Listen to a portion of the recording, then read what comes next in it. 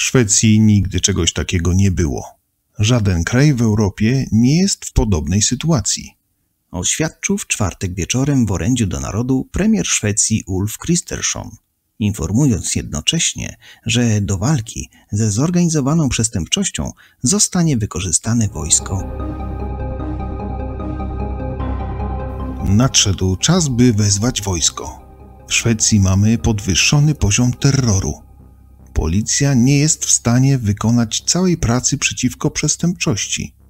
Siły zbrojne mają specjalne zdolności do wspierania policji w ramach obowiązującego prawa, takie jak logistyka, gromadzenie danych wywiadowczych, a także kompetencje w ocenie przyszłych zagrożeń i celów. Na dzień dzisiejszy szwedzkie prawo jest tradycyjnie restrykcyjne w kwestii wykorzystania wojska do zadań cywilnych. Robimy to, co możemy w ramach dzisiejszych przepisów. Kolejnym krokiem będzie zmiana przepisów, by dać policji większe możliwości zwracania się o pomoc armii. Aby szwedzka armia wkroczyła na ulicę, należy zmienić część ustaw, a jak wiemy, może to trochę potrwać. Tak czy inaczej, należy przyznać, że jest to niezwykły krok dla multikulturowej Szwecji. Jest to również oznaka, jak trudna stała się sytuacja w tym kraju. Czy wojsko wyjdzie na ulicę? Czy rola wojska w wojnie z gangami ograniczy się jedynie do wsparcia pozaogniowego? Czy może z czasem nabierze ona charakteru typowo zbrojnego? Za wcześnie, by o tym mówić.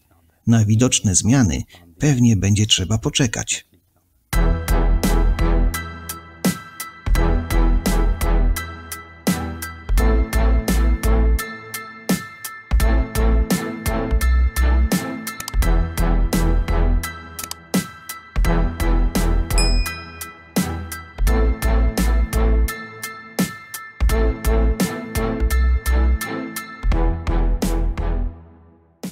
Szwecja, niegdyś pokojowy naród, stał się europejską stolicą morderstw z użyciem broni.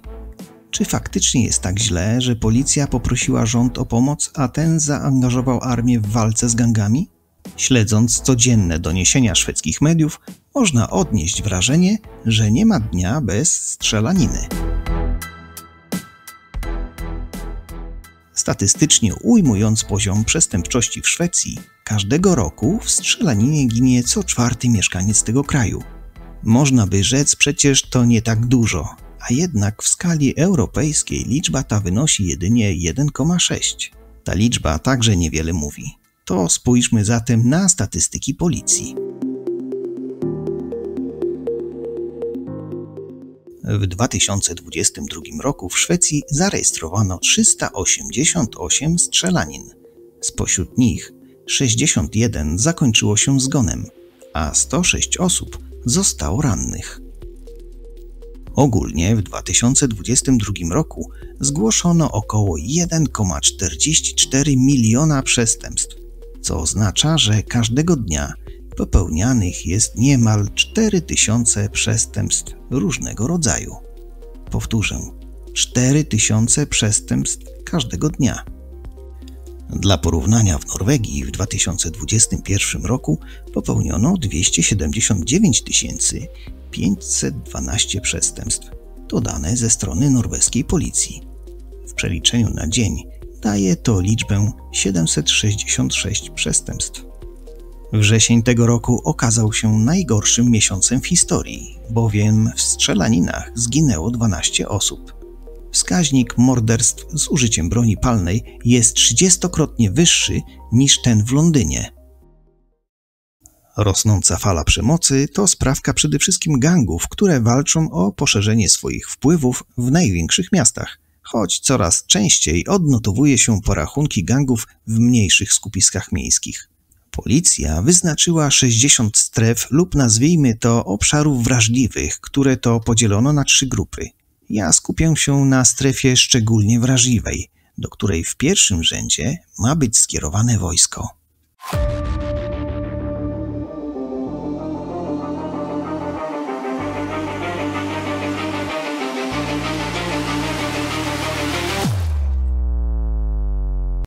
Strefa szczególnie wrażliwa? Co to oznacza? Najlepiej wytłumaczyć to cytatem ze strony policji. Dosłowne tłumaczenie brzmi tak. To strefa, w której jest bardzo trudno lub prawie niemożliwe, aby policja mogła wypełnić swoją misję. To zdanie chyba wszystko tłumaczy.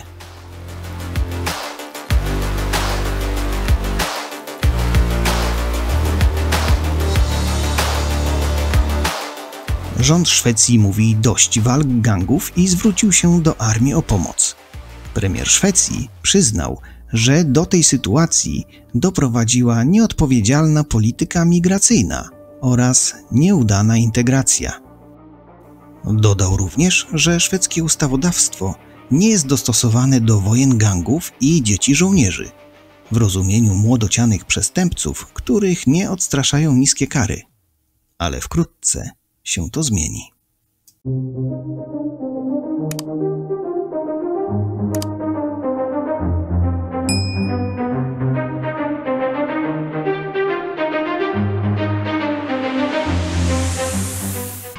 O przestępczości w Szwecji zrobiłem osobny film, który przybliża, co tam tak naprawdę się dzieje. Jak działają gangi, gdzie są strefy no-go, jak walczy z nimi policja, to wszystko w raporcie kryminalnym opublikowanym na moim kanale. Link w opisie filmu. Wracając do tematu tego filmu, warto wspomnieć o wymownych słowach premiera, który przypomniał, że jego rząd zaostrza politykę migracyjną, czego efektem jest mniejszy napływ imigrantów do Szwecji oraz zmienia politykę bezpieczeństwa. Od 1 października możliwe ma być prewencyjne stosowanie podsłuchu przez policję.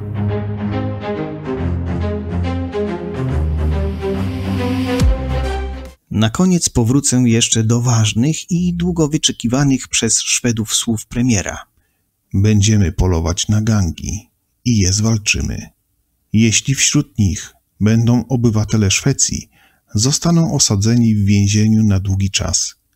A jeśli będą to obcokrajowcy, zostaną deportowani. Yes!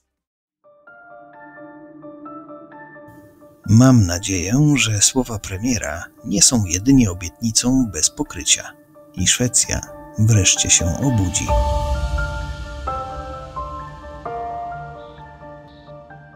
Jeśli chcesz dowiedzieć się więcej o Szwecji, zapraszam na inne filmy na moim kanale. Dziękując za obejrzenie tego filmu, zachęcam do subskrypcji kanału i zostawienia komentarza pod filmem. Do zobaczenia!